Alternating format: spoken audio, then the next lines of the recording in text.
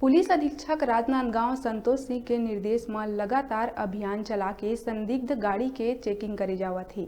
Checking के दौरान मुखबिर के सूचना में नर्मदा साल्हेवारा मेन रोड में संदिग्ध व्यक्ति मन के वहां ले एक प्लास्टिक के बोरी में रखे संरक्षित वन्य प्राणी जीव तेंदुआ के खाल बरामद करी गई।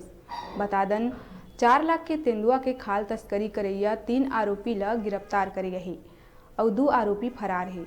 वन मंत्री के एरिया में आधा रात तेंदुआ खाल के तस्करी करे जावत है। बताए जावत है कि दुर्ग भिलाई और मध्य प्रदेश ले तस्कर मन के तार जुड़े हैं और रात में अंधेरा के फायदा उठा के तस्करी ला अंजाम देहे जावत रही।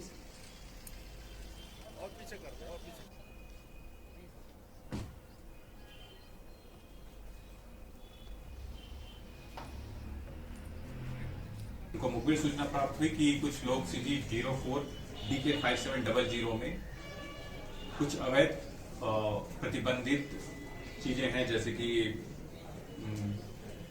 वन्य प्राणी के जीव जंतु तेंदुआ का खाल की सूचना थी उनको पास।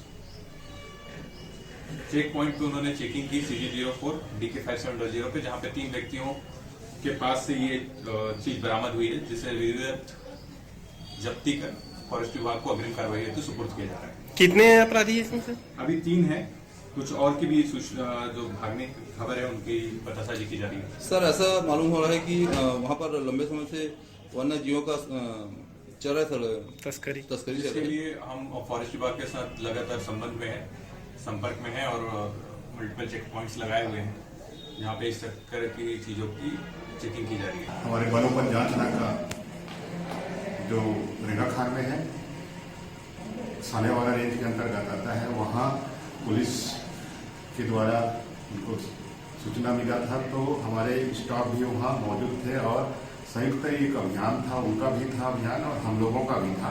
तो वहाँ पे एक तो उनको खबर मिली थी कि कोई गाड़ी में, स्विफ्ट गाड़ी में कुछ अवैध वन्य प्राणी के खाल की तस्करी कर रहे हैं।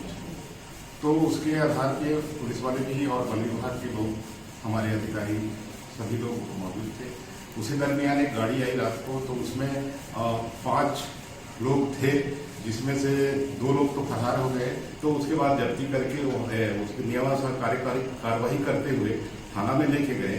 थाना में पूरे स्टाफ थे, वहाँ भी उनके द्वारा जो है ना, फिर चूंकि पुलिस और वन विभाग का संयुक्त मामला था और उनको सूचना भी मिली थी, तो उसके आधार पे सभी ने कार्रवाई करते हुए हमको हैंडओवर कर दिए।